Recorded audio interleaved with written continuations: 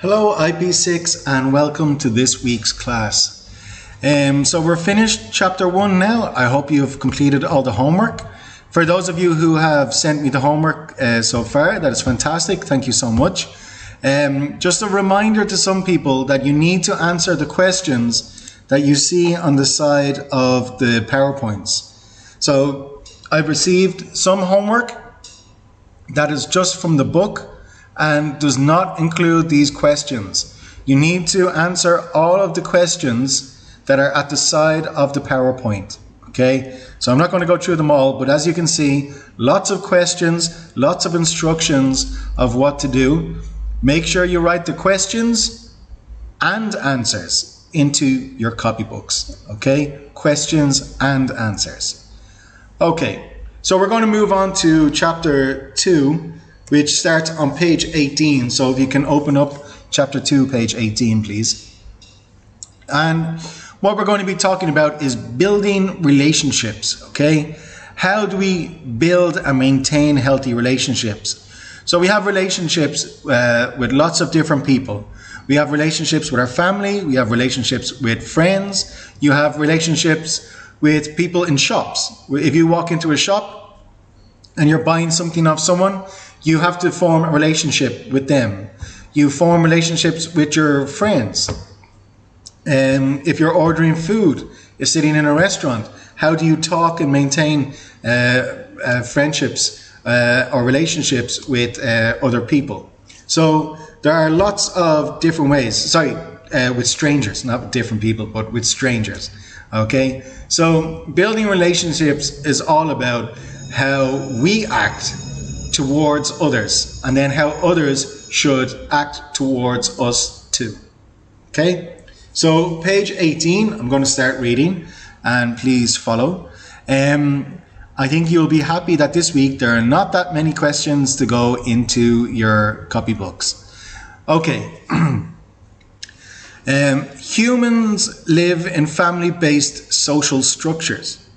Most of us have our parents, siblings, or even grandparents living together with us under the same roof. So humans live in family-based social structures. This means that all humans grow up around some sort of members of their family. So you could grow up around your parents. You might grow up around your parents and brothers and sisters. You might grow up around your parents, your brothers and sisters, and your grandparents.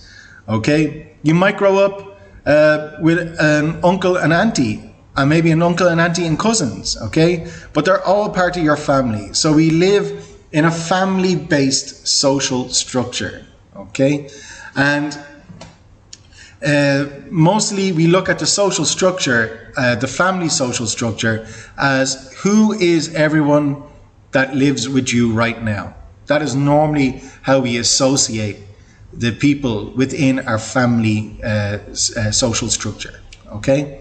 So, for instance, if you are at home now with a brother and sister, and your mother and father, and your grandparents, they are all the people who are within your family social structure. Okay? Good family relationships are the key to a happy life. We need to constantly maintain and improve our relationship with our family. Here are some ideas on how to improve our family relationships. Okay, just quickly before we move on. Family relationships are the people who you live with. Okay? We need to maintain a happy life with those around us. But also, they're not the only family you have. You might have uncles and aunties that don't live with you, but you need to know how to have a happy life with them too. You might have grandparents that live in other houses. You need to understand how to maintain relationships with them because they're still your family, but they're not there every single day. They're not living with you. So it's important that we always know how to build, maintain, and improve our relationships with all of our family. So we're going to look at some ways here now. Okay, first picture here. Take care of one another. Okay, it's important. If you're sick, it's important that your parents look after you. Or if you have older brothers and sisters, that they look after you too. They help you get through the bad time while you're not feeling well. But if your parents are sick, or if your brother and sister is sick, it's important that you look after them, that you can do whatever you can for them. Okay? So when you're sick, they will look after you, and then when they're sick, you will repay them by looking after them too. That is good family relationship. Second picture, do your own household chores. It's important that you have a job to do at home, a role in the family that you do at home. Now, different families have different roles, but maybe your role is just making your bed in the morning. Okay, that might be the only thing you have to do, but it's important that you do that every day if that's your job. Maybe you have other roles like washing the dishes after you eat dinner. That might be your role. If that's your role, you should do that because other people are doing other things so that you don't have to do them. So if that's your thing that you need to do, you should do that. Okay? But there are many roles that we could do. Sweeping the floor, maybe washing the car, cutting grass, whatever it might be. Whatever your parents assign to you as your role, you should make sure that you do that every day or when it needs to be done. Number 3, show respect for the elderly. Very, very important. You learn this from the time you're very young, that having respect for those who are older is very, very important. Okay? I'm sure I won't keep discussing that because I'm sure you know that already. Number 4, have open discussions with one another. Very important. If you want to say something, you should be able to say it in front of everybody.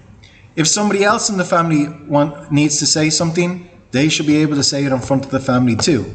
So it's important that everybody understands and is used to having a family discussion, being able to talk with each other about different things. Okay? Discussions can be anything. They can be good and they can be bad. But it's important that everybody is comfortable being able to talk in front of each other. Number 5, follow family rules. So every family has rules, things that you're allowed to do, things that you're not allowed to do. It's important that you follow those rules. And number 6, participate in family activities frequently. So this is basically spending time together as a family. It's important that you do things together as a family. It helps build trust with each other. It helps creating a good family environment when you're at home and when you're outside of home. Okay? All right. So next one, help others. Helping others is part of good morals. Remember, we talked about morals. Good morals is knowing when you should help other people.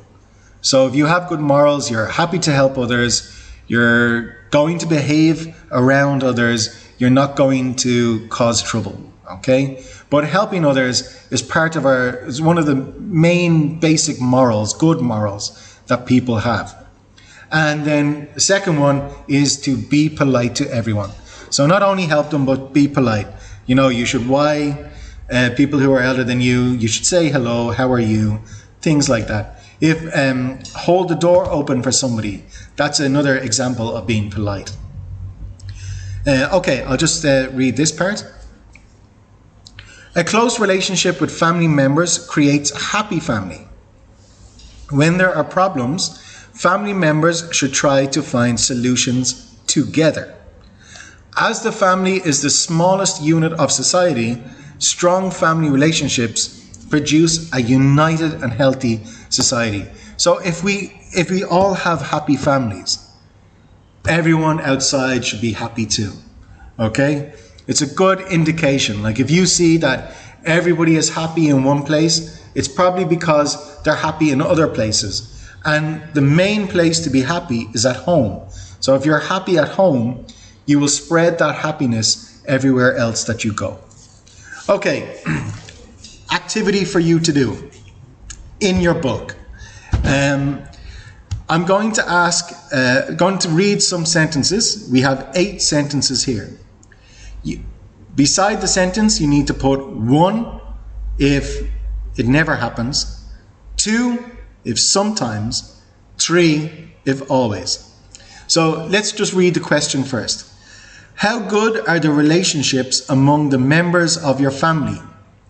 On a scale of 1 to 3. So rate your own attitude towards your family members. So this is what do you think, okay? What do you think? So when I read the sentence, if you say never, put 1. If you say sometimes, 2. If you say always, 3, okay? And then we're going to add them up at the end. So sentence number 1. Taking care of family members. 1, 2 or 3. Never, sometimes, always. Put in 1, 2 or 3. Number 2. Doing own household chores. Do you do your own household chores at home? 1, 2 or 3. Showing respect for the elderly. 1, 2 or 3. Having open discussions with one another. 1, 2 or 3. Following family rules. 1, 2 or 3. Participating in family activities. 1, 2 or 3. Helping others. 1, 2 or 3. Being polite to everyone. 1, 2 or 3. Okay, so never, sometimes, always. I want you to add them all up and write the total number that you get. Okay, so add up all the 1s, 2s and 3s, all 8 sentences, add them up and write down what your total number is.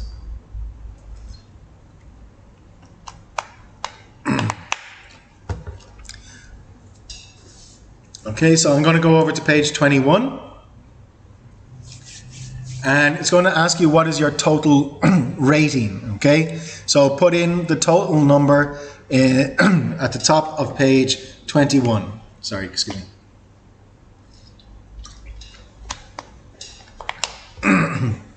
Okay, so after you know your total, you need to go down here and look at score.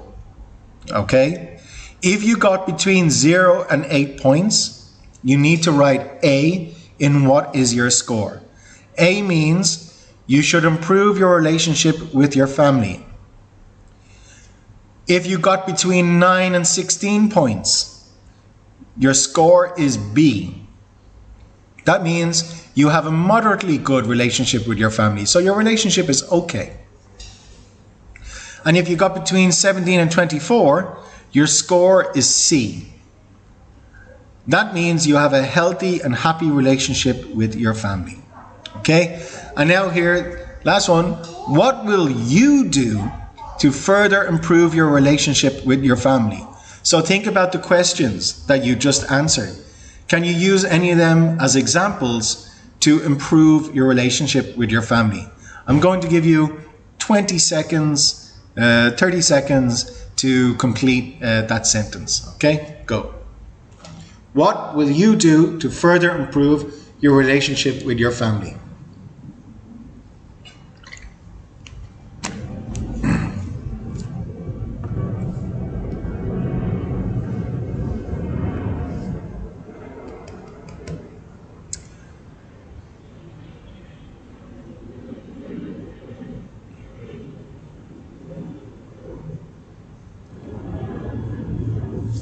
Okay, so I've given you lots of work to do over the last couple of weeks. I'm giving you a break today. You have no homework today because you've done so much over the last couple of weeks. And from all of those of you whose homework I've received, you've done great work. Well done. I just want to say well done because I can see some people put lots of effort into their homework. And as a teacher, I really, really appreciate that. So thank you so much. So as a result, today, you don't have any homework, okay? You just need to complete that exercise, which you should have done already. So if you have that completed, no homework. If not, You have to finish this as homework. That's all for this week's class. Thank you so much for listening and see you again next week. Bye-bye.